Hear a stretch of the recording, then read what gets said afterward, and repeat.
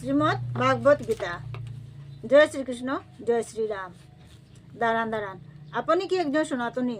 যদি সনাতনী হয়ে থাকেন তাহলে আপনি নিজের হাত দুটো বের করেন, নিজেকে জিজ্ঞাসা করেন, যে হাত দিয়ে আপনি এত টাকা পয়সা রোজগার করেছেন, গাড়ি বাড়ির মালিক হয়েছেন, এই সুন্দর সুন্দর হাতগুলি আপনি কোথা থেকে পেয়েছেন? আপনাকে তো সব কিছুই দিয়েছেন এই শ্রীকৃষ্ণ। তাহলে এই সুন্দর সুন্দর হাত দিয়ে গীতাকে কমেন্ট শেয়ার করছেন না কেন? হাত নামান,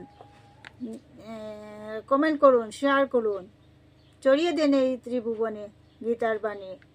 জয় গীতা, জয় গীতা, জয় গীতা, জয় গীতা, জয় গীতা, জয় গীতা, জয় জয় গীতা, জয় গীতা, জয় গীতা, জয় জয় গীতা, জয় গীতা, জয় গীতা, জয় জয় গীতা, জয় গীতা, জয় গীতা, জয়।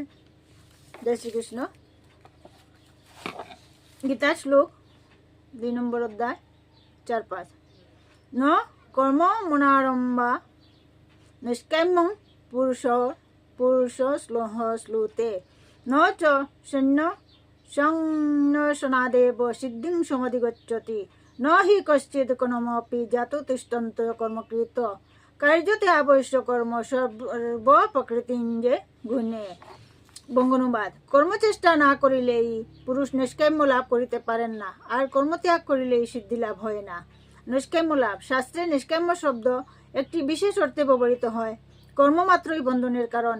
এই কর্মবন্ধন হইতে মুক্ত বা নিষ্কৃতির অবস্থাকেই নিষ্কাম্য সিদ্ধি বা মোক্ষ বলে। কর্মবন্ধনের কারণ নয়, অহংকার ও কামনাই বন্ধনের কারণ। মুক্তির জন্য চাই অহংকার ও পলাশক্তি ত্যাগ, কর্মত্যাগ প্রয়োজন নয়। প্রকৃতিঞ্জে গুণে। সত্তরজতম প্রকৃতির এই গুণত্রয় হইতেই রাগ দেশাদির উৎপত্তি। উহা হইতেই কর্মপ্রেরণা, নিঃশ্বাস প্রশ্বাসাদি স্বাভাবিক কর্ম ও প্রকৃতির প্রেরণাই হইয়া থাকে। কর্ম কেহই কোনো কাল কর্ম না করিয়া থাকিতে পারেন না, কেননা প্রকৃতির গুণে অবশ হইয়া সকলকে কর্ম করিতেই বাধ্য হয়। জয় শ্রীকৃষ্ণ। রাধে রাধে।